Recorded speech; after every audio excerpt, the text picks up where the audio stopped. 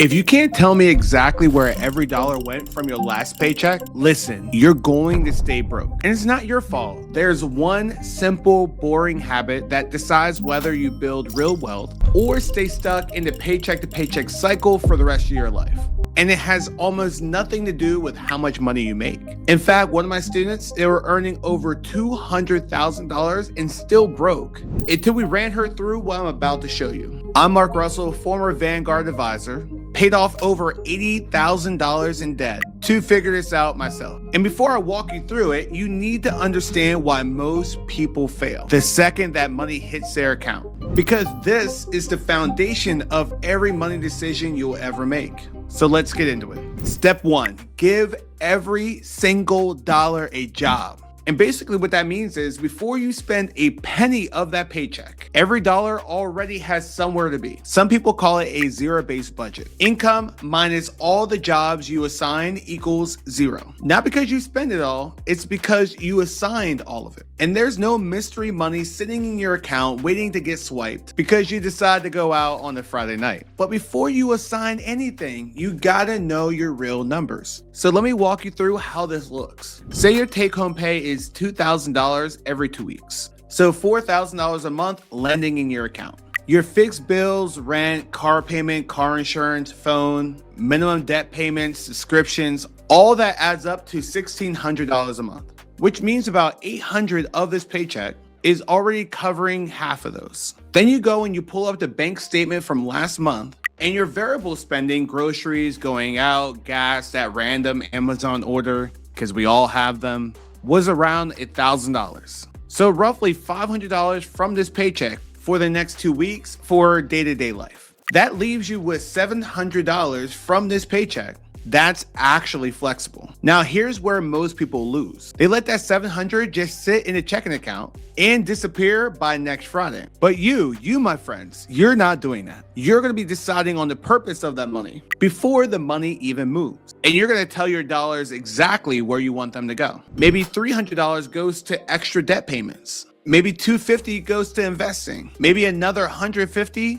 goes to a sinking fund. Now, every single dollar in that paycheck has a job. And that, my friends, is the whole point. If you want to do this by yourself, look at these 3 numbers first. Take-home income for the month, fixed expenses, variable spending based off the last month's statements. Because a lot of people tell me, oh, I don't spend that much on Uber Eats, DoorDash, all the other things out there. You have to actually look at the data. What did you really spend? Because that, my friends, is very eye-opening. Then take whatever's left and split it into 4 different buckets. Extra debt, investing, short-term savings, and guilt-free fun. Yes, having fun money is part of the list. Because if every dollar feels punished, you'll quit within 2 weeks. Trust me on that one because I've been there. If you want help building this out for your own paycheck, I put together a free bulletproof investing checklist that walks you through exactly how to map out your numbers and assign every dollar. Over 23,000 people have already grabbed it. And in that guide, there's actually a free budget template. The link is in the description below. But here's the part where most people get it wrong. You can't keep treating investing like it's some extra thing that you can get to if you want to. You have to treat it like a bill. Step number 2, make investing a non-negotiable line item in your plan. Most people do it in this order. Now tell me if I'm lying. Bills first, lifestyle second, and then maybe invest whatever's left at the end of the month. And then shocker, there's nothing left at the end of the month because leftover money always finds somewhere to go. And it usually doesn't make you wealthier. Think about how the good old government handles our taxes for a second. Uncle Sam doesn't wait until you feel ready at the end of the year. He or she doesn't ask, hey, were you able to save enough to pay for taxes this year? He or she takes it straight out of your paycheck before you even see it. Because Uncle Sam knows that if he waited, most people would have already spent it. You need to do the exact same thing for your future self. Here's what it looks like in real numbers. If you make $60,000 a year and your take-home averages $35,000 a month, 15% works out to be about $525 a month. So roughly $260 from each paycheck, going straight into your investing account before that money ever touches your spending account. And when I say your investing account, I'm talking about your Roth IRA, your 401k at work, especially if your employer offers a match, your HSA, your health savings account,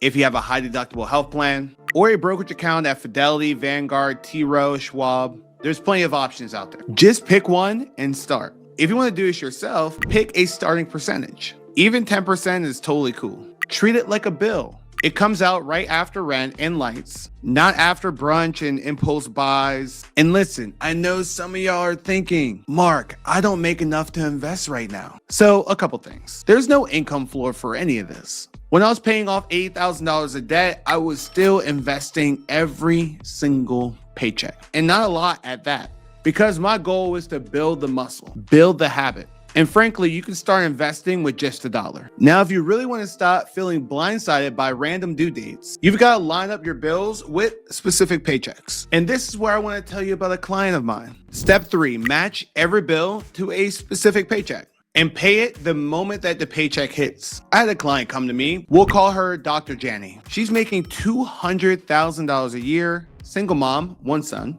and she was working her tail off. And she came to me and basically said, Mark, I don't have enough money to invest. There's nothing left at the end of the month. And I'll tell you, that broke my heart a little bit, because this is someone who on paper has made it. And this is a dream that a lot of us were sold growing up. Get a degree, get a high-paying career, and you'll be all set, all good to go. And then here she was, completely drowning. When we looked at her setup, here's what was happening. Money was coming in at random and bills were flying out at random. Everything was on Autopay, no order, no plan. So mid-month, she'd get hit by a bill she totally forgot about. The account would tank, and then she covered it with a credit card. And before you go and you say, oh my God, how is that even happening? You're probably doing the same thing. And listen, this is where I'm probably going to disagree with a lot of finance creators out there. Most people set every bill on Autopay and just let the money trickle out over the next 2 weeks. On paper, it sounds smart. But the problem is when you don't think about it, you don't see it. The money just disappears in the background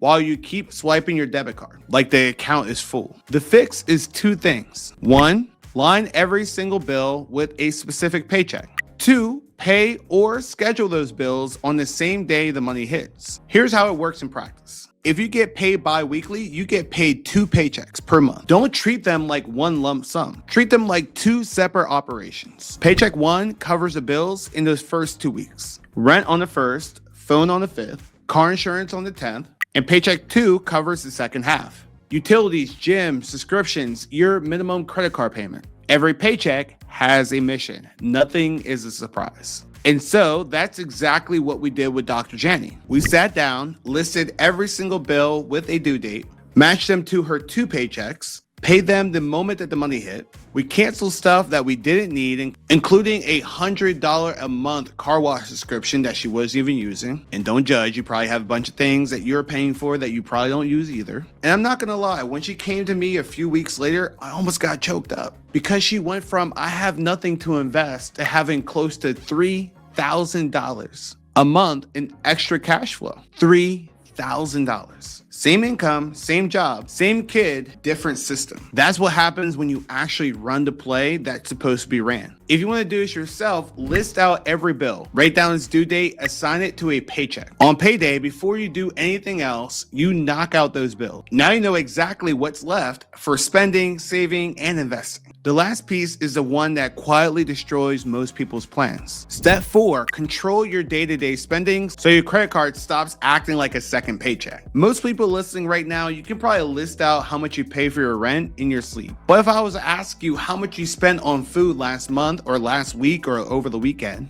or Uber rides, or those little $10 swipes throughout the day, most people have no clue. Until you actually pull the statements, that overspend is invisible. It's just sitting on a credit card racking up interest. The simplest fix I've seen is 3 accounts. Account 1 is your bill account. Fixed monthly expenses live here. Rent, car, insurance, money in, money out. You don't touch it for anything else. Account 2 is your spending account. Groceries, gas, eating out, day-to-day life. And here's the move. You move a set amount in every single week, not every month. And then account 3 is savings and investing, where your automatic transfers from step 2 are landing. Say from your zero-based plan, your weekly spending is around $250. Every Monday, you move $250 from your bill account into your spending account. That's what you have for the week. When it's gone, that's your signal. not your credit card. You are done for the week. If you want to do this yourself, look at your statement from the last month. Pick a realistic weekly number and move only that amount into a separate account or card every week. And when it's gone, you're done. If you do these 4 things, even imperfectly, within 60 days, you won't recognize your own bank account. I watch it happen with thousands of students. It's a system that the financial industry never bothered to teach the people who truly need it the most. And listen, if you grew up like I did, where no one in your family talked about money, where you had to figure out all alone the hard way, this isn't your fault, but it is your responsibility now. Now look, this is the framework for managing the paycheck. The next move is figuring out exactly where to put your investing account so they actually grow. So I put together a free investing class, completely free. I walk you through the 3 exact ways to bulletproof your finances and start investing the right way, even if you've never opened up an investing account before. The link is in the description, so go sign up and I'll see you on the inside. Drop a comment below and tell me which one of the 4 steps you're gonna start this week. And if you wanna learn about debt payoff strategies, make sure you're checking out this video on the screen. All right, y'all, see you on the next one.